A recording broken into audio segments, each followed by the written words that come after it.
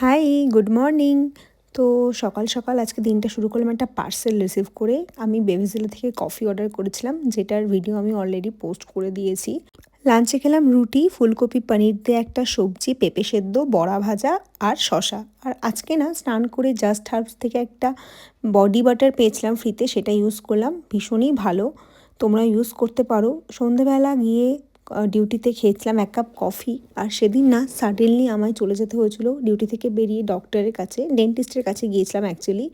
আমার দাঁতে একটু প্রবলেম হচ্ছিল, বাট সেদিন প্রবলেমটা বেড়ে যাওয়ায় ভাবলাম চলে যায়। আর অনেকটা রাত হয়ে গেছিলো, মানে তখন 10টার সময়ও প্রচুর ভিড় ছিল। আর আমার নাম সবার লাস্টে ছিল। তো বাড়ি আসতে আসতে প্রায় 11টা বাজে। এসে আর বেশি দেরি না করে আমি ডিনারটা করলাম। তো মা দিয়েছিল এখানে উপমা করে। আর যেহেতু তখনই ফিরে ফিরে মোটামুটি আধ ঘন্টা পর আমি খাচ্ছিলাম, আমার ভীষণই খেতে প্রবলেম হচ্ছিল। তো কোনোভাবে খাবারটা খেলাম। তো ভিডিওটা ভালো লাগলে লাইক, কমেন্ট আর চ্যানেলটা কিন্তু সাবস্ক্রাইব করে দিও। দেখা হচ্ছে নেক্সট শর্টসে।